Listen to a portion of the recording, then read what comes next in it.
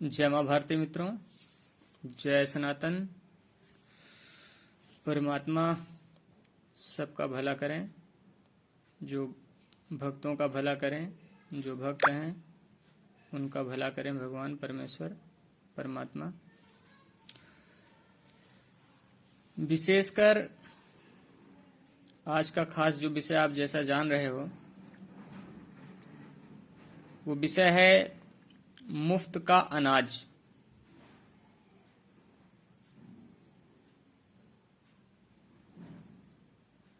उसकी योजना, उसकी व्यवस्था और उसके उद्देश्य।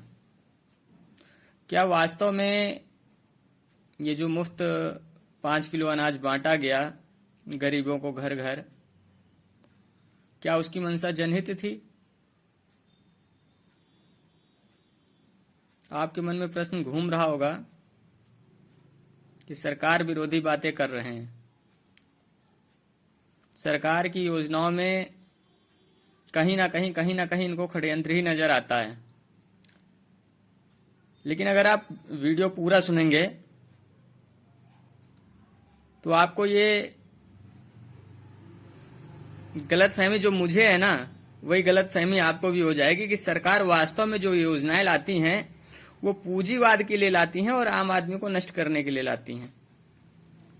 चाहे वो मुफ्त में अनाज देने का ही क्यों ना हो, चाहे वो मुफ्त में सब्सिडी छोड़ने का ही क्यों ना हो। हराम का ना खाना, सब्सिडी छोड़ना। खैर, सब्सिडी पर दूसरा वीडियो जब कभी बनाएंगे तो, चूंकि एक ही वीडियो मुद्दा बड़ा हो जाएगा, छोटा वीडियो बनाना है जिससे कि आपको बोझिल ना लगे। तो बहुत अच्छी कार्य योजना थी कोरोना काल में गरीबों को 5 किलो अनाज देने का, नो डाउट बहुत अच्छी कार्य योजना थी। लेकिन इसके पीछे मंशा क्या थी? केवल गरीब लोगों तक राशन पहुंचाना ही कि कुछ और भी? अगर केवल गरीब लोगों तक ही कोरोना काल में राशन देने की मंशा रही होती तो कोरोना काल के महीने 2 महीने बाद ये कार्य योजना बंद हो जाती। जब लोगों की इनकम आय सुचारू होने लगती, गवर्नमेंट के पास जो है डाटा सही जाने लगते, तो ये योजना गवर्नमेंट की बंद हो गई होती। लेकिन इसके पीछे मंशा कुछ और थी। आप सोच रहे होगे वोट बैंक। हाँ, एक मुद्दा ये भी है, वोट बैंक। लेकिन इसके भी अलावा बहुत कुछ है। यही हमारे मोहल्ले में एक अवस्थी जी हैं, बहुत ही सज्जन आदमी हैं। उनकी दर्द भरी दास्तां छोटी सी चंद शब्दों में सुनाएंगे तो आपको सही योजना समझ में आ जाएगी कि इस मुफ्त अनाज की योजना क्या है। जब कभी यदा कदा राशन खत्म हो जाता है घर में, आटा दाल वगैरह, भाई आदमी कहां लेने जाता है? अपने पास पड़ोस की दुकानों में ही।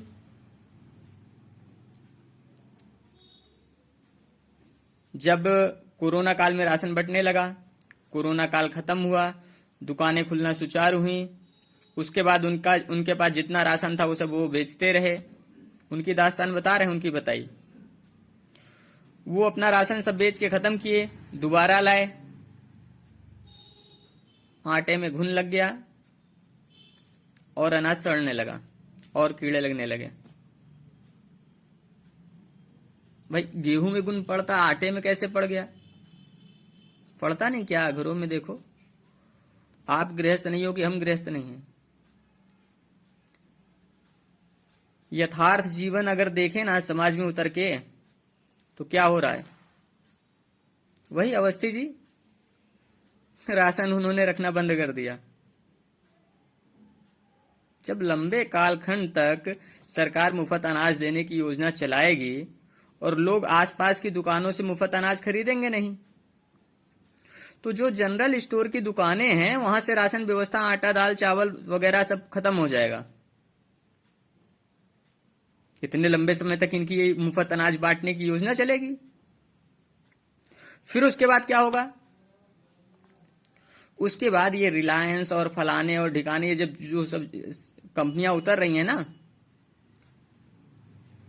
खेती के क्षेत्र में, और अपना कॉरपोरेट सेक्टर जो है अनाज वगैरह की तरफ लेकर के जा रही हैं, राशन की तरफ लेकर के जा रही हैं, पैकेट बंद जो है आटा वगैरह दे रही हैं, वगैरह वगैरह, जितनी भी कंपनियां हैं, उनका सबका क्या होगा?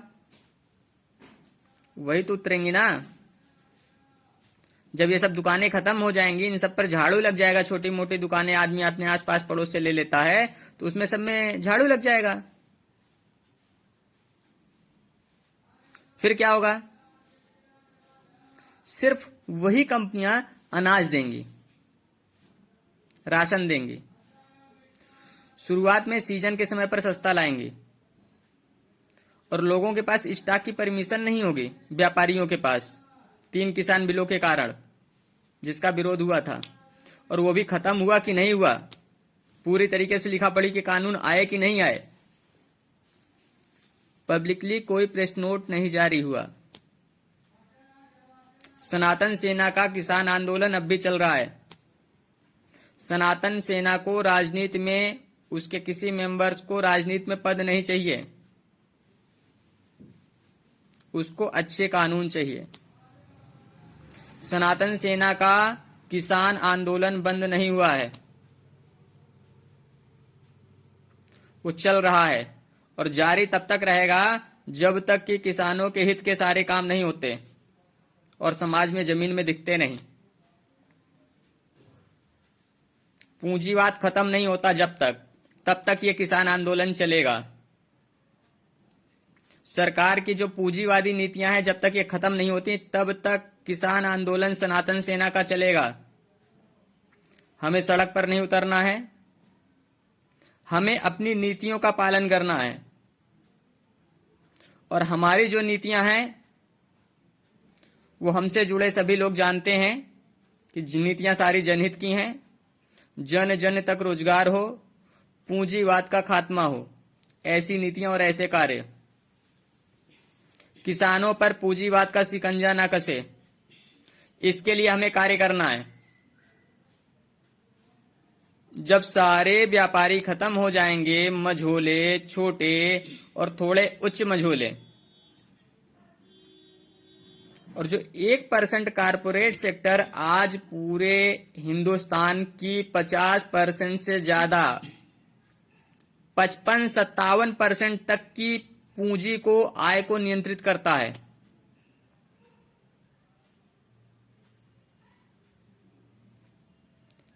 उस 1% के पास जाने वाली संपूर्ण पूंजी अगर वो 99% में नहीं बट रही है बराबर, तब तक आप पूंजीवाद खत्म नहीं कर सकते हो।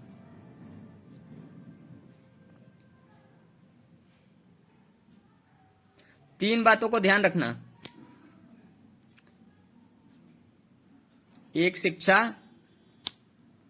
दूसरा रोजगार,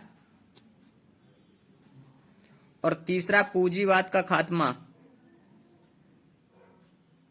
जिस भी तरीके से हो उसे हम लोगों को करना है। अगर हम आज नहीं करते हैं तो आने वाली पीढ़ियों में, जब आज के लोग जन्म लेंगे तो आज जो समस्याओं को निदान नहीं कर रहे हैं, हल नहीं कर रहे हैं, उसका आने वाले समय में हल कैसे करेंगे।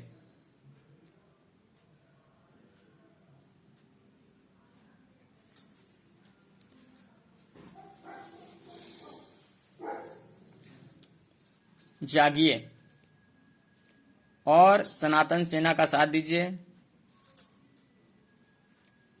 लोग जो नए जुड़ते हैं पूछते हैं कि हमें जगत गुरु किसने बनाया, तो भैया हमें किसी आदमी से जगत गुरु बनने का ठप्पा नहीं चाहिए, किसी सरकार से जगत गुरु बनने का ठप्पा नहीं चाहिए। मुझे वरदान मिला हुआ जगत गुरु बनने का, और उस तरह के मुझसे कार्य करवाए जा रहे हैं।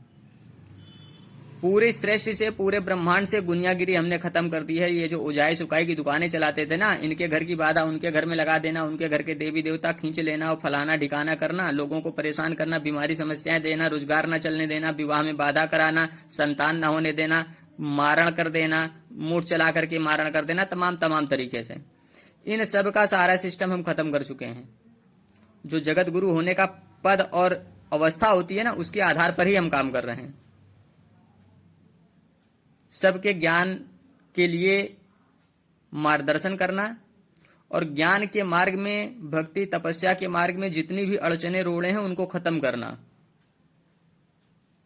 कि किसी के देवी देवता, किसी की शक्ति कोई खींच करके उसके बाद अपना उल्लू सीधा करता रहे और सामान्य जन साधक को पता ही न चले कि नहीं हाँ क्या होता है, क्योंकि वो सज्जन है, उसको ज्यादा खुरापात पता नहीं है, तो उसे पता ही नहीं चलता उसके पीछे उसकी शक्तियों का क्या हो रहा है। तपस्या वो कर रहा है, उन शक्तियों का शोषण दूसरा कर रहा है, और वो जहां का तहां पड़ा हुआ है, उसका विकास ही नहीं हो रहा है जो साधना तपस्या भक्ति कर रहा है। फिर अंततोगत्वा क्या होता है, इसमें कुछ है ही नहीं, ये सब झूठ है, ढकोसला है, और वही जो शक्तियां खींच करके जो है गलत काम कर रहे हैं, वही झूठा फौरे फैलाते हैं समाज में,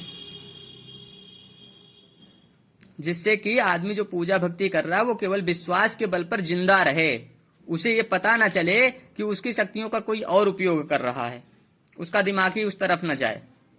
बताते हैं कलयुग है, कलयुग हम खत्म कर चुके हैं, कलयुग और अधर्म को हम मुक्ति दे चुके हैं, सतयुग का वास हो चुका है। ठीक है, ये सब इसी दिसंबर में ही सारा खेला हुआ। नवंबर आखिरी में तेजी से शुरू हुआ, और यह खेला हमारा शुरू हुआ था 23 जुलाई को। समझे ना, कोई भी काम इतना आसान नहीं होता है, बहुत कुछ पाना बहुत कुछ खोना सब होता है। हमने भी बहुत कुछ पाया है और बहुत कुछ खोया है दुनिया में। अगर आप बिना खोए पाना चाहते हो तो कभी कुछ नहीं हो सकता है, करना पड़ेगा, पाना और खोना लगा रहेगा। अगर आप धर्म के लिए कुछ खोते हो तो आपको धर्म उससे अच्छी व्यवस्था देगा। ईमान और धर्म की बात बताते हैं हम आपसे। हमारा मुख्य सिद्धांत है कि अगर आप ईमान के सच्चे हो तो ईश्वर आपका साथ देगा। ईमान ही ईश्वर मैं कहता हूं, ठीक है। उस ईमान से मैं बता रहा हूं, जब धर्म ने अपने 3 पुत्रों में सत रज तम, सतयुग त्रेता द्वापर में पूरी राज सत्ता को बांट दिया। सतयुग को दिया 10 में 5 भाग, त्रेता में को दिया 3 भाग, और द्वापर को दिया 2 भाग। तो जो धर्म का भाई अधर्म था, वो 2 भाई थे। अधर्म उत्पात मचाने लगा कि भगवान ने मेरे साथ बड़ा गलत किया, पूरी सत्ता बड़े भाई को सौंप दी। जैसा राज सत्ताओं में होता है कि बड़े को गद्दी दे दी जाती है, वही कार्य भगवान ने किया था। लेकिन जब धर्म ने अपने 3 पुत्रों को सत्ता बांट दी एक अनुपात में, तो अधर्म ने भी उत्पात मचाना शुरू कर दिया कि मुझे भी कुछ चाहिए, मेरे भी 2 लड़के हैं, हमें भी शासन में भाग चाहिए। वही जैसे धृतराष्ट्र और पांडु में हुआ था, उसी का एक प्रतिरूप धर्म और अधर्म की लड़ाई। तो वास्तव में जो धर्म और अधर्म थे उनके बीच भी लड़ाई चल रही, शुरू से चल रही है, नहीं चल रही थी, वो खत्म किया अभी। तो उनमें जो लड़ाई थी, तो भगवान ने कहा अधर्म को ठीक है 1 भाग तुम्हें भी दे देते हैं 10 में से, और सतयुग से 1 भाग निकाल करके दे दिया गया अधर्म को, यानी कि दशांश दे दिया गया अधर्म को। इसलिए कहा जाता था कि अपनी आय का दशांश अधर्म के लिए निकाल दो। जो भी जिस भी तरह से अधर्म जाने अनजाने हुआ हो, जाने अनजाने नहीं हुआ, आय का दशांश जो है वो अधर्म का हिस्सा था, और वो उसको निकाल दिया जाता था पहले जानकार लोगों के द्वारा, जो इस बात को जानते थे कि किस तरह से अधर्म को हिस्सा मिला दशांश, और वो भाग अधर्म ने अपने बड़े लड़के कलयुग को दिया। कलयुग ने विवाह नहीं किया, शासन किया, पीछे उसी की सत्ता थी, जिसको खत्म किया कलयुग को और अधर्म को। और कलयुग का जो दूसरा भाई था, उससे वो अपना पूरा समाज में अपनी राजसत्ता को चलाने के लिए, पूरी सत्ता को संभालने के लिए कार्य कर रहा था, कलयुग और अधर्म की सेवा में, अपने बड़े भाई और अपने पिता की सेवा में। उन्हीं सबकी ये व्यवस्था थी। धर्म के द्वारा, पुण्य के द्वारा देवी देवता की योन बनी थी, और अधर्म के द्वारा पितृयोन बनी थी। और वो अपनी अधर्म की सेना, जो अधर्म की सेना थी, वो कलयुग और कलयुग के भाई के परिवार की पूरी सेना है, वो सब मरे मुर्दारों को ही बढ़ा रहे थे। तो सभी मरे मुर्दारों को खत्म कर दिया, किसी भी जाति धर्म के हो, इससे नहीं मतलब है। जितने भी मरे मुर्दार थे, अधर्म की पूरी जड़ खत्म कर दी। अब 100% धर्म का वास हो गया है।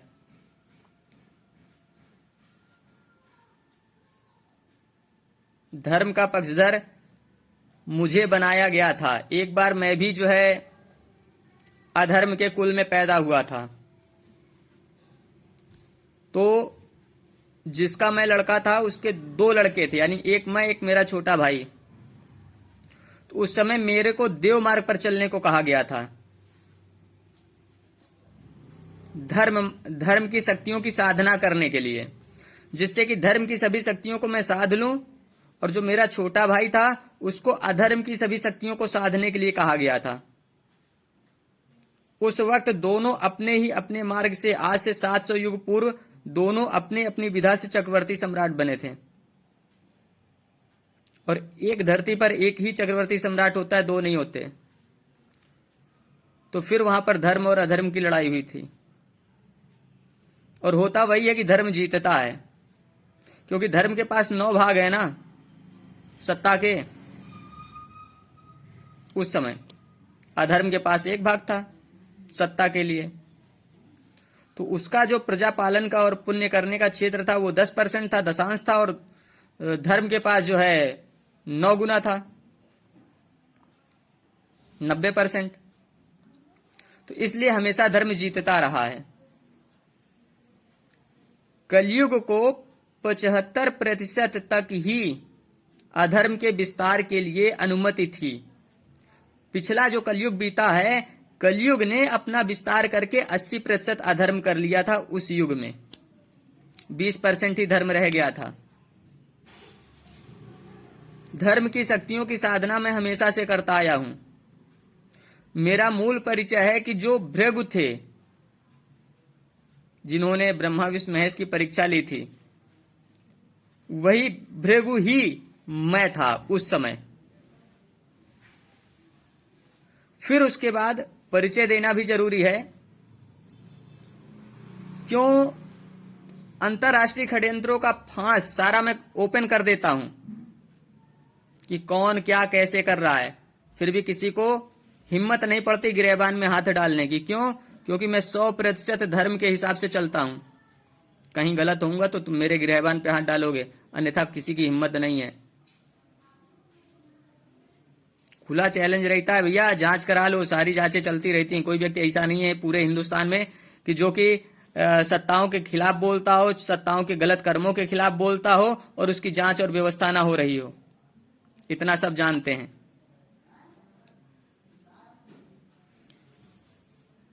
मुझे 100% धर्म की व्यवस्था चाहिए दुनिया में।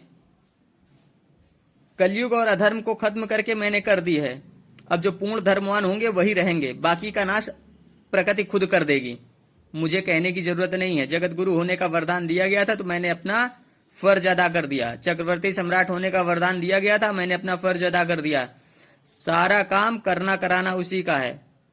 करें करावें भंजें सोई, उमा राम गति लखा ना कोई। तो राम वहां पर शिव ने पार्वती से कहा था, तो वहां इष्ट थे, इष्ट के रूप में मान करके कहा था पार्वती से शिव ने, ठीक है। उस भगवान को लक्ष्य करके कहा था जिसकी ये दुनिया है, ठीक है ना। और वो चलता कैसे है? गुरुओं के माध्यम से और भक्ति के माध्यम से। जब सब कलयुगी ठग हो गए, गुरु रह ही नहीं गए आध्यात्म के, अपने शिष्य से भक्ति कराते थे और उनकी उस भक्त शिष्य, भोले भाले शिष्य की शक्ति खींच करके कहीं किसी का मारण कर रहे हैं, कहीं किसी का उच्चाटन कर रहे हैं, कहीं किसी का वशीकरण कर रहे हैं। ये सब खेल होता था। जब वो दूसरों की शक्तियों से कर रहे हैं तो क्या शिष्य की शक्तियों से नहीं करते? क्या करते थे? सब सारा खेल खत्म कर दिया। किसी भी तरह की गुनियागिरी नहीं होगी, कोई किसी की शक्ति नहीं खींच पाएगा। जितना जो कर्म करेगा उसको उसका फल मिलेगा। अच्छा करेगा तो अच्छा पाएगा, बुरा करेगा तो बुरा पाएगा। कहीं पर भी कोई भी दुआ, भभूत, पूजा पाठ, कर्मकांड, मंदिर, तीर्थ, किसी का कोई प्रभाव नहीं है। कहीं पर जाने की कोई आवश्यकता नहीं है। अच्छे कर्म करिए, अच्छा खाइए और अच्छी तरह से सेवा परमार्थ और भक्ति करिए, भगवत गीता का पाठ करिए। बाकी सारे धर्म ग्रंथों में प्रेती माया की खिचड़ी बनी हुई है, सब में खिचड़ी बनी है। दुर्गा सप्तशती पूरी प्रेती माया की साधना की पुस्तक थी। अब जब प्रेती माया खत्म हो गई तो साधना व्यर्थ। जमीन का जो धन था वो भी प्रेती माया थी, प्रेती माया खत्म तो जमीन के धन खत्म। जो देव मार्गी होगा उसको वो धन नहीं मिल सकता था, अधर्मियों को ही मिल सकता था। समझे ना? मुझे सब करने की अनुमति थी, धर्म की भी अधर्म की भी। अधर्म, चूंकि एक बार अधर्म के कुल में पैदा हुआ था तो अधर्म को आशा थी कि आज नहीं तो कल, कल नहीं तो परसों ये उस कर्ज को अदा करेगा कि एक बार वहां जन्म हुआ। अरे एक बार तुम्हारे यहां जन्म हुआ, हर बार तो धर्म में जन्म होता है ना। और जब तुम्हारे यहां जन्म हुआ था तब भी तो मैंने धर्म की शक्तियों की साधना की थी, तुम्हारी मति ऐसी मारी गई थी, मुझे धर्म की शक्तियों का साधना करने को तुमने कहा। भगवान ने तो तुमको पूरा मौका दिया ना। अधर्म और अधर्म की राक्षसी शक्तियां हर युग में हर समय मेरे साथ, मेरे पीछे लगी रही, मुझ पर कब्जा करने की, मेरी शक्तियों पर कब्जा करने की, जब मैंने उनके मनोनुकूल काम नहीं किया। हमेशा नुकसान, फायदा तो लगा रहता है ना। कोई वार करेगा नुकसान होगा, हर जन्म में होता रहा है, दिक्कतें होती रही हैं। खैर अब सब समस्या सब के लिए खत्म है। मैंने अपनी जिम्मेदारी अदा की, आप सब अपनी जिम्मेदारी अपने लिए, अपने परिवार के लिए अदा करिए।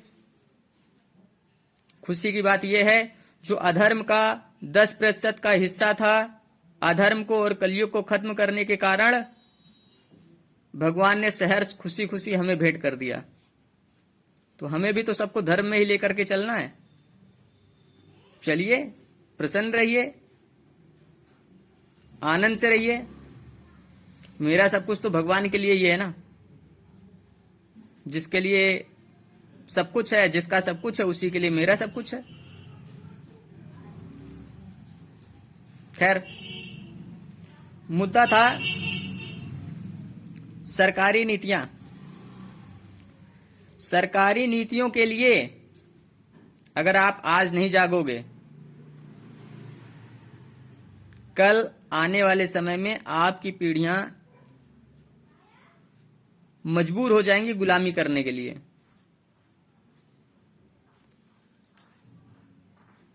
ऐसे कानूनों का विरोध करिए जो जनहित के ना हो, पूंजीवाद का विरोध करिए।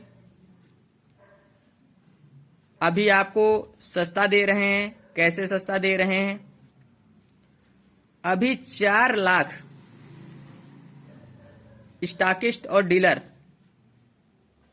सभी बड़ी कंपनियों को पत्र भेजे हैं कि सबको एक दामों पर सामान दिया जाए, चाहे वो ऑनलाइन काम करने वाली कंपनियां हो, चाहे ये डीलर और स्टॉकिस्ट हो। डीलर और स्टॉकिस्ट इकट्ठा माल दाब के उठा लेते हैं तो उनको कुछ रिबेट और छूट एक्स्ट्रा दे देती हैं कंपनियां, उससे उनको सस्ता पड़ता है। और जिससे उनको सस्ता पड़ता है तो वो उतने ही कीमत में जो है डिलीवरी दे देते हैं जितनी कीमत पर जो है ये स्टॉकिस्ट और डीलर को सामान पड़ता है। तो बताओ वो होलसेलर को किस रेट में देंगे, पड़ोस की दुकान वाले को किस रेट में देंगे, और पड़ोस का दुकान वाला किस रेट में बेचेगा? फिर आदमी कहेगा कि पड़ोस का दुकान वाला ठगता है, लूटता है, और ये जो ऑनलाइन कंपनियां हैं ये सस्ता देती हैं, ऑनलाइन सामान मंगाते रहो। तो इस तरह से ऑनलाइन व्यापार को बढ़ावा देने की ही नीतियों के कारण, बगल पड़ोस की दुकानों को बंद करने के कारण ही सरकार की सभी नीतियां अप्लाई हो रही हैं।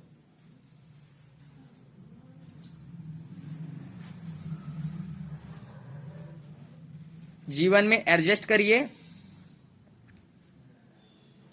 जैसे दाब करके ज्यादा स्टॉक उठाती हैं कंपनियां बड़ी वाली, ऑनलाइन वाली, और बगल के हमारे जो दुकानदार भाई हैं, स्टॉकिस्ट हैं, डीलर हैं, होलसेलर हैं, इनका सामान हमको महंगे में पड़ता है।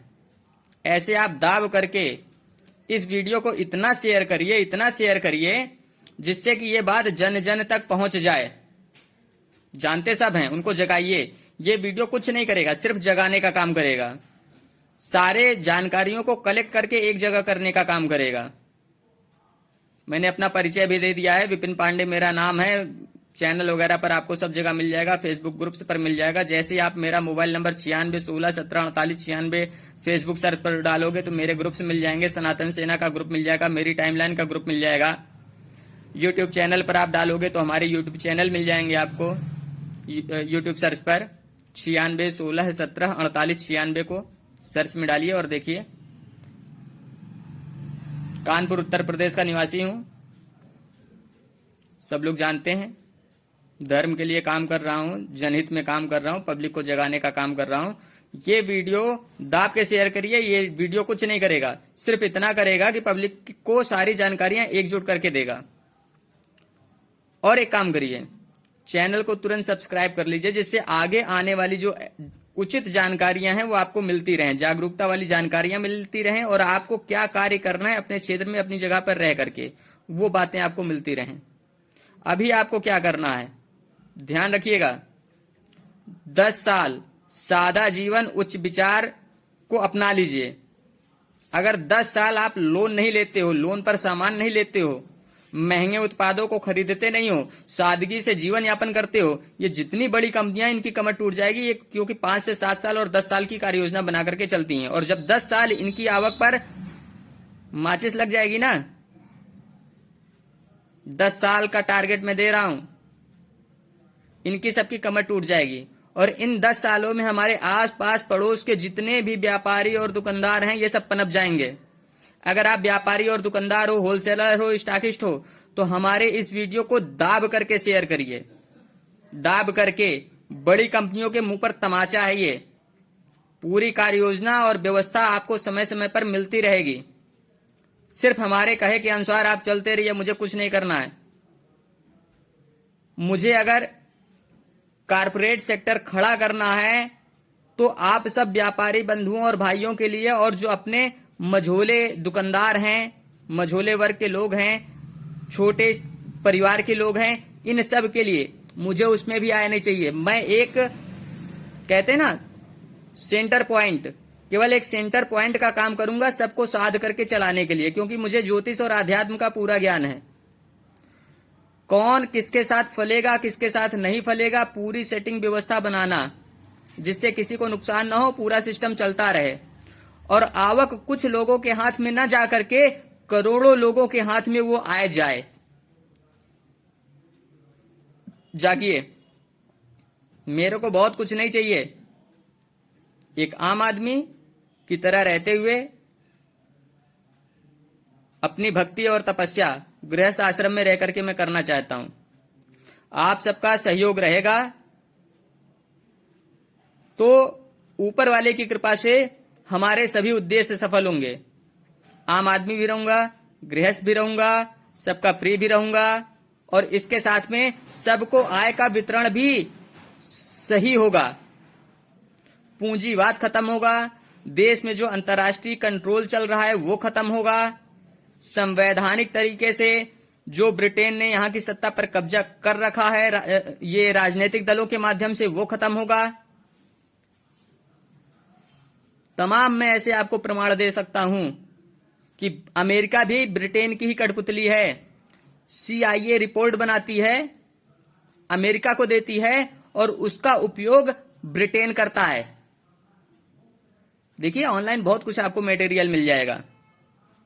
हमको अंतर्राष्ट्रीय षड्यंत्रों से नहीं मतलब है, हमको अपने देश को बचाना है। वो पूरी दुनिया में क्या षड्यंत्र कर रहे हैं उससे हमें नहीं मतलब है।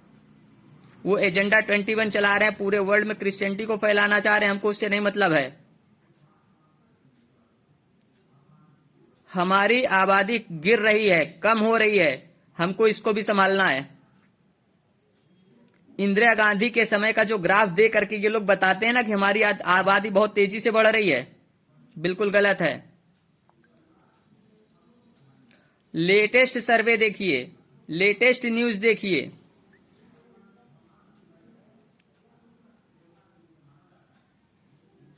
10 कपल में अंतर्राष्ट्रीय सर्वे कहता है कि कम से कम 21 बच्चे होने चाहिए। 20 लोगों के बीच में 10 जोड़ों में 21 बच्चे होने चाहिए। मैं कहता हूं 21 नहीं 23 बच्चे होने चाहिए। किन्हीं कारणोंवश कोई अविवाहित हो गया, किसी बीमारी, समस्या, घटना, दुर्घटना का कोई शिकार हो गया, तो जनसंख्या गिरनी नहीं चाहिए।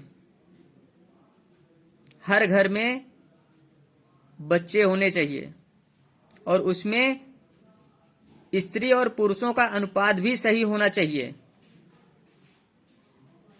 बगैर दोनों के परिवार और समाज नहीं बनता है। दोनों को एक बराबर समझिए। स्त्रीवाद को बढ़ावा मत दीजिए, गृहस्थवाद को बढ़ावा दीजिए, ये मैं जरूर कहूंगा। जब कभी भी स्त्रीवाद को बढ़ावा दिया गया है, पूरा इतिहास उठा करके देख लीजिए, उसके बाद ही सृष्टि में विनाश हुआ है। आप उदाहरण देखिए, मैं आपको बता रहा हूं और यही बात मुझसे आदिशक्ति ने कही है। वो भी कहती है कि मेरी इच्छा के बगैर वो कुछ काम नहीं करेगी, उसको सही साधक चाहिए। तो सही साधक उसको इस युग में क्या पीछे कभी नहीं मिले, जिस तरह से मैं चला हूं। वो कहती मेरे सिवा वो कोई काम ही नहीं करेगी मेरे कहे के बगैर।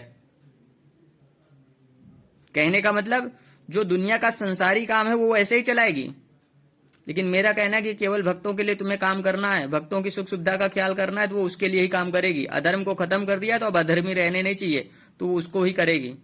और इसके लिए उसने कहा कि तुम्हारी इच्छा के बगैर मैं कुछ भी नहीं करूंगी। मतलब केवल भक्तों का केयर होगा। अगर आप सदमार्ग पर चलते हो, बुरे कर्मों को छोड़ करके अच्छे मार्ग पर आ जाते हो, निर्मल निर्छल हृदय में से रहते हो एक बच्चे की तरीके, तो आपका केयर होगा। पीछे आपने क्या किया, अधर्म के रहने के नाते, कलयुग के रहने के नाते, वो सब भुला दिया जाएगा, वो सब माफ कर दिया जाएगा। लेकिन आगे अगर आप सही रहते हो तो सब कुछ सही रहेगा। नहीं तो हर व्यक्ति को सिर्फ उसके अपने कर्मों का ही फल मिलेगा। अब कोई कियाधरी का प्रभाव नहीं रह गया है। जनरल बिपिन रावत को मारा गया था, ये भी आदिशक्ति ने बताया। विदेशी ताकतों ने भारत के 532 लोगों से ही काम खेल करवाया। 532 लोगों से विदेशी ताकतों ने संपर्क नहीं किया। विदेशी ताकत ने सिर्फ नरेंद्र मोदी से संपर्क किया। नरेंद्र मोदी मेन जड़ है उस दुर्घटना का। खेल अब चूंकि सत्ता ने ही खेल कराया है, चूंकि इन्होंने मरवाया है, तो देखो उत्तर प्रदेश के उप मुख्यमंत्री केशव प्रसाद मौर्य सफाई देने लगे, बिना मांगे सफाई देने लगे कि अगर इनको मारा गया होता तो जिसने मारा था वो अब तक वो बचता ही ना, सेना के द्वारा। सेना को हल्का समझते हो क्या? ये उनके बयान है।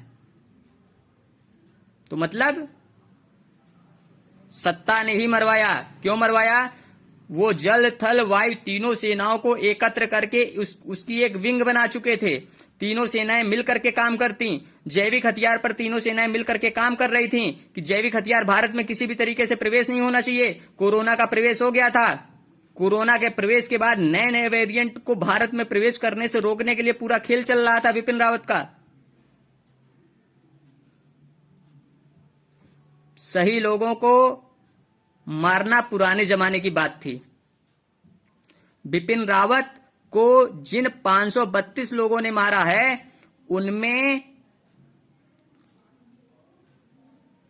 433 लोग कोरोना आदि विभिन्न बीमारियों के शिकार होकर के तड़प तड़प के मरेंगे। बहुत जल्द आंकड़े छुपाए जाएंगे, बताए ही नहीं जाएंगे क्या हो रहा है। कोरोना से खास करके मरेंगे, ध्यान रखना। 32 में 433 लोग और बचे हुए 99 लोग विभिन्न तरीके से अपनी मौत को वो खुद चुनेंगे, खुद उनके डिसीजन उनको उनकी मौत देंगे। अब देखते हैं तुम कैसा डिसीजन लेते हो। यह प्रकृति का खेल है, कहां तुम भाग के जाओगे। प्रकृति तुमसे वही डिसीजन दिलाएगी जिससे तुम्हारी मौत निश्चित है। 99 लोग, पूरी दुनिया देखेगी कि कैसे कैसे बड़ी बड़ी हस्तियां निपट रही हैं। 3 महीनों के अंदर 15 मार्च को भूकंप आएगा उत्तराखंड और चाइना बॉर्डर पर 6.56 रिएक्टर का, और वहां पर 2 पत्थर छोटे छोटे आधा फुट के उभरेंगे। उनकी जो ऊंचाई है 12,045 सालों में पूरी होगी। हमारे फेसबुक ग्रुप्स पर पूरा डिटेल भविष्यवाणी का दिया हुआ है। नवंबर 2024 में जो है तीसरे विश्व युद्ध की भी भविष्यवाणी है। इस वीडियो को दबाकर शेयर करिए। अगर सरकार का हाथ ना होता, रक्षा मंत्रालय, शासन प्रशासन और एयरफोर्स के कुछ लोग, कुल मिलाकर के 532 लोग सरकार के समेत मिले हुए हैं बिपिन रावत जी की हत्याकांड में, तो रिपोर्ट क्यों आएगी? पुलवामा एक्सीडेंट का भी आज तक कोई जांच कमेटी बैठी? सरकार ईमानदार होती और सही होती, सही कारणों से काम कर रही होती, तो पुलवामा एक्सीडेंट में जितने लोग शामिल थे उनका लिंक बना करके पूरी सेना में, पूरे मंत्रिमंडल में कहां कौन गद्दार है, कौन आतंकवादी है, सब ढूंढ के निकाल लेते और सारा खेल हो जाता। तो ये क्यों होता? सीडीएस बिपिन रावत जी की दुर्घटना क्यों होती?